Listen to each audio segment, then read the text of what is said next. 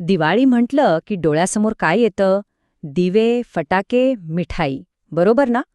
पण तुम्हाला माहितीये का, या सगळ्या झगमगाटाची सुरुवात होते ती एका खूप साध्या पण तितक्याच महत्वाच्या पूजेने. ती म्हणजे गायीची पूजा. हो, आज आपण बोलणार आहोत दिवाळीच्या पहिल्या दिवसाविषयी, वसुबारस, आणि या दिवशी गायीचं इतकं महत्त्व का आहे याबद्दल. आणि हाच प्रश्न खरं तर खूप महत्वाचा आहे, की एवढा मोठा सण आणि त्याची सुरुवात एका प्राण्याच्या पूजेनं, असं का? याचं उत्तर आहे ना, ते फक्त एका पूजेपुरतं नाहीये. ते आपल्याला घेऊन जातं हजारो वर्ष मागे, आपल्या संस्कृतीच्या मुळाशी आणि आपलं निसर्गाशी जे नातं आहे तिथे. तर मग ही परंपरा समजून घ्यायची असेल तर सुरुवात करूया अगदी नावापासूनच. दिवाळीचा हा पहिला दिवस काय आहे तो नक्की? तर दिवाळीच्या या मोठ्या उत्सवाची सुरुवात होते ती वसुबारसने. याला गोवत्स द्वादशी असं सुद्धा म्हणतात. आणि गंमत म्हणजे या दोन्ही नावांमध्येच या दिवसाचं सगळं रहस्य लपलेलं आहे. वसुबारस हा शब्द आपण फोडून बघूया. वसु म्हणजे काय?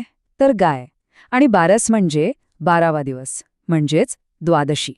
म्हणजे अगदी सोप्या भाषेत सांगायचं झालं तर गायींसाठी असलेला खास दिवस. किती सरळ आणि किती अर्थपूर्ण आहे, नाही का? बरं, पण मग मूळ प्रश्न तोच राहतो की गायीला इतकं महत्त्व का दिलं जातं की तिच्या नावाने अख्खा एक दिवस साजरा करायचा? याचं उत्तर आपल्याला मिळतं आपल्या संस्कृतीमध्ये. आणि इथेच सगळा विचार बदलतो. कारण आपल्या परंपरेत गाय फक्त एक जनावर नाहीये. तिला गोमाता म्हणजे आईचं स्थान दिलंय. आणि हा फक्त एक शब्द नाहीये बरं का. हा एक दृष्टिकोन आहे. प्राण्यांकडे बघण्याचा आपला संपूर्ण दृष्टिकोनच बदलून टाकतो हा विचार. पण तिला आई का म्हणायचं? जरा विचार करा. त्या काळात जेव्हा आजच्यासारखी टेक्नॉलॉजी नव्हती, तेव्हा काय होतं? पोषणासाठी दूध, इंधन आणि खतासाठी शेण-गोमूत्र आणि शेतीसाठी तिची ताकद. खरं तर माणसाचं सगळं आयुष्यच यावर अवलंबून होतं. म्हणूनच ती फक्त एक प्राणी नव्हती, ती होती जीवनदायिनी. पण ही झाली सगळी व्यावहारिक कारणं.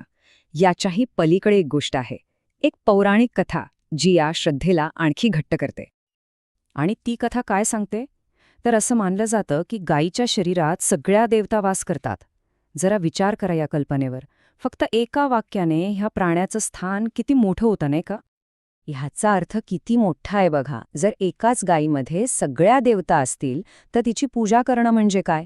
म्हणजे एकाच वेळी सगळ्या देवांची पूजा करणं. आणि याच एका कल्पनेमुळे वसुबारस हा दिवस इतका महत्त्वाचा आणि पवित्र मानला जातो. ठीक आहे. मग ही जी श्रद्धा आहे, ही जी भावना आहे, ती प्रत्यक्षात कशी साजरी केली जाते? चला, बघूया पूजेचे विधी. या दिवशी तुम्हाला अनेक घरांमध्ये एक खूप सुंदर दृश्य बघायला मिळेल. गाईला आणि तिच्या वासराला छान अंघोळ घातली जाते. मग त्यांच्या कपाळावर हळद कुंकू लावलं जातं. गळ्यात फुलांचे हार घातले जातात आणि त्यांना खाण्यासाठी गूळ आणि भाकरी दिली जाते, अगदी प्रेमाने.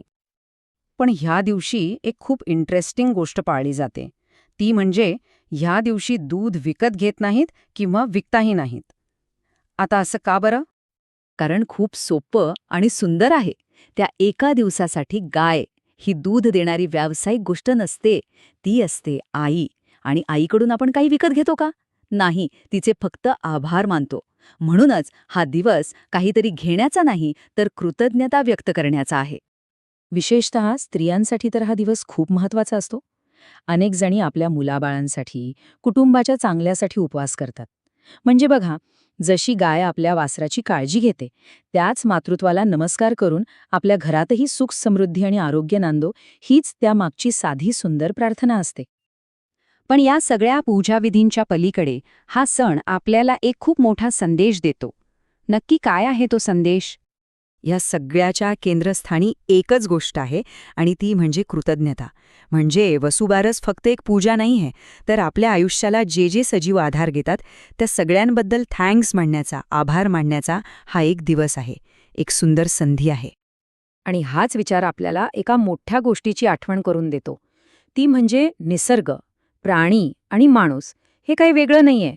आपण सगळे एकाच साखळीचा भाग आहोत. हा सण आपल्याला शिकवतो की या नात्याचा आदर करा.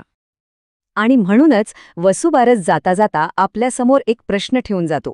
आपण आपल्या आयुष्यात ही कृतज्ञता कशी व्यक्त करतो? ती माणसांप्रती असो किंवा निसर्गाप्रती? खरंच विचार करण्यासारखा प्रश्न आहे, नाही का? तर मग या सुंदर विचारासोबतच सर्वांना दिवाळीच्या खूप खूप शुभेच्छा.